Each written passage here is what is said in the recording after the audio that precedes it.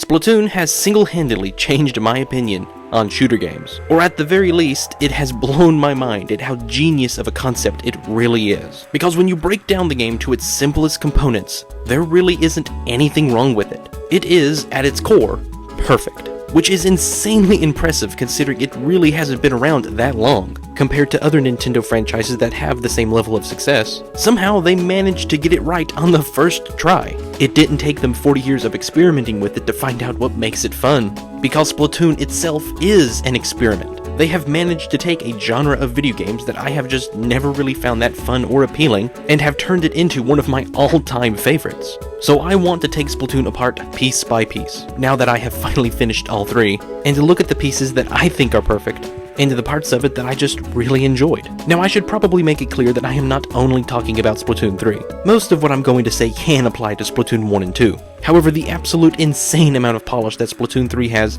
kind of makes Splatoon 1 and 2 obsolete, except Octo Expansion. So what is the core of Splatoon? Well, it's really two things. It is equal parts platforming and shooting, which at first glance probably doesn't seem too special. Most shooter games are probably based upon those two elements, but Splatoon has managed to balance both of those core aspects perfectly. Not one is bigger than the other. You don't spend any more time shooting than you do platforming, and you don't spend any more time platforming than you do shooting. Now, some weapons may make you spend more time doing one thing over the other, but the balance is still there. And the reason for that is because they've taken those two core elements and they've expanded them beyond anything I've ever seen. Platforming can be divided between platforming as a kid and platforming as a squid.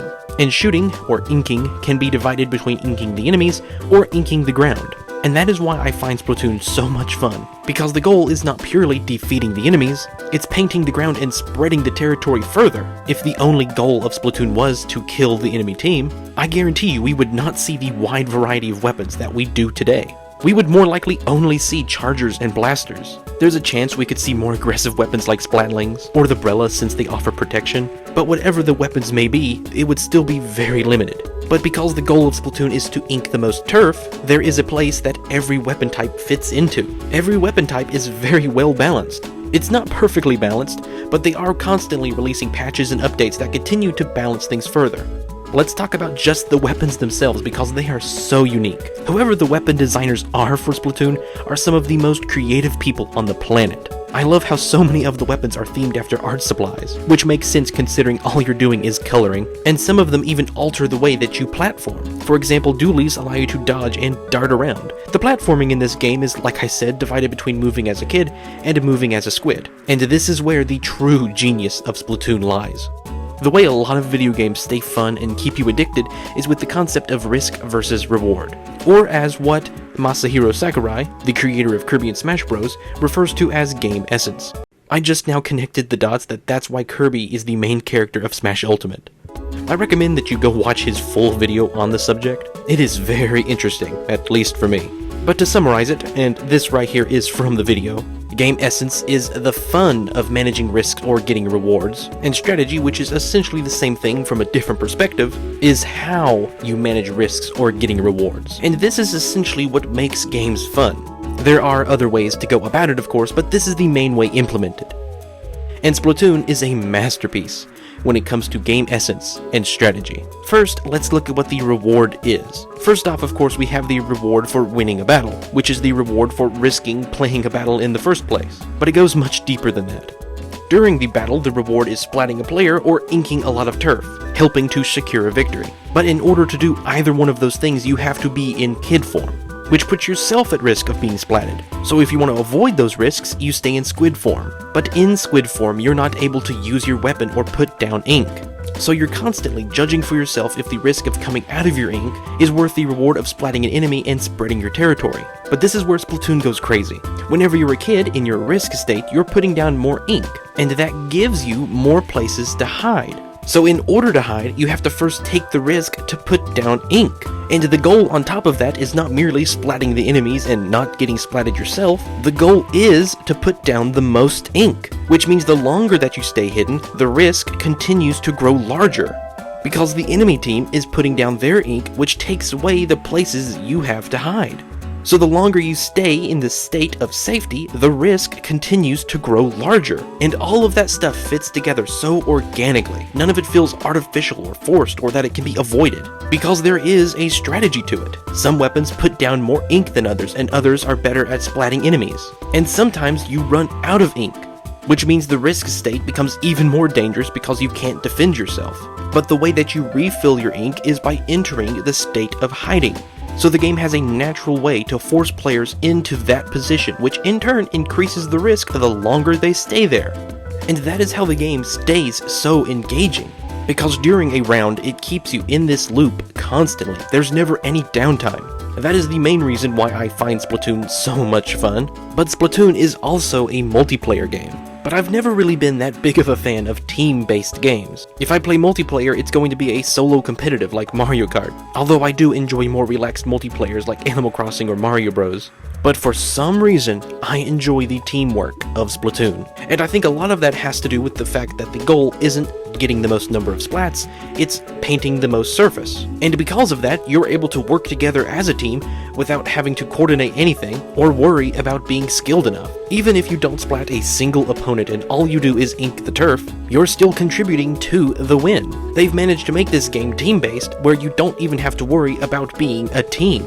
Of course, it hasn't always been that way. Splatoon 1 is much more solo-based, and Splatoon 2 is very heavy on the teamwork. But Splatoon 3 has managed to find a perfect balance between the two. And since each weapon has its own unique strength, and because it is such a balanced multiplayer system, you're able to play any type of weapon in any way you want to. Do you want to focus mostly on painting the turf or getting splats? Go ahead. The game has been designed to where it balances itself out. And just the fact that I don't have to worry about picking the overall best weapon, or coordinating so precisely with my team, because the system has been designed in a way to where it balances itself out, I'm able to focus on just having fun, which is absolutely insane coming from a game that is so heavy skill and team-based. I'm actually having fun in a multiplayer shooter, and just that won me over on Splatoon. But Splatoon continues to push the bar higher. Not only do all those mechanics fit together organically in a gameplay perspective, they all make sense in a world-building perspective, in a lore perspective.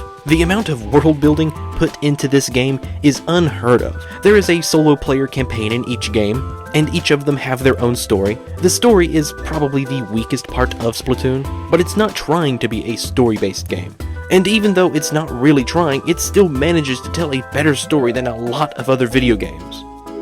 There is so much personality put into the Splatoon games, and it's all completely optional. You could remove every bit of character, story, world building, lore, and the game would still work. The gameplay would still function exactly the same, even though it might not make any sense. And I guarantee you a lot of other developers would have went that route, but not Nintendo. Even though the gameplay is unlike anything Nintendo has ever made, it still feels like a Nintendo game. It's unique, it has personality, it is focused purely on having fun. Splatoon has no microtransactions. Even though it has 7 or something different types of in-game currency, upgrades, weapons, different cosmetics, it has everything that a game needs in order to be stuffed full of in-game purchases, yet it has none. It is fun straight from the box. You don't have to buy a season pass or a battle pass or any sort of bundle. You can get everything in the game without ever spending a dollar. And that right there is the biggest seal of Nintendo quality.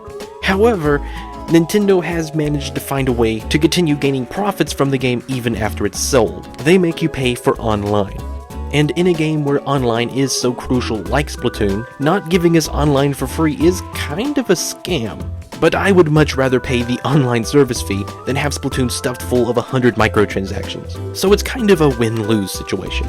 The one other negative thing about Splatoon is some of the map designs. I'm not going to go into a ton of detail here, there are 100 videos talking about it, but Splatoon 3's maps are hallway-based. And basically what that means is playing a round you may reach a moment where it is basically a stalemate. Both teams are just squaring off. And although this is certainly a very big problem for competitive players, I've personally never really had any big problems with it. Because of the way I play the game, I guess it just doesn't bother me. But that is something that Nintendo does need to improve beyond the map reworks that they have done. Other than those two things, there's really nothing else wrong with Splatoon, just a few minor inconveniences. Splatoon 3 needs to be the standard for all AAA games. It has single-handedly changed my opinion from There are some genres of video games that I don't find fun. To any genre, as long as it's handled in the right way, and is treated with the same amount of care and quality that Splatoon has, could be really fun. Nintendo has really set an example with Splatoon. I can't wait to see where the series goes. If they keep experimenting with it the way they have, there's no telling how perfect this game could be in the future. And I really hope they keep experimenting with new franchises like Splatoon. The success of Splatoon is not only great for Nintendo, it's great for us as well. It shows them that we are willing to play new IPs. It doesn't just have to be Mario and Zelda. And they kind of have released some new IPs, but nothing has compared to Splatoon. I hope I did an okay job summarizing everything. I had a lot of information that I wanted to share with you, and there is a lot more that I could have said, and I may have gotten some details wrong. And that is why you need to let me know in the comments what you think about Splatoon. Also let me know how much of what I've said you disagree with and how much I've gotten wrong. Thank you for watching.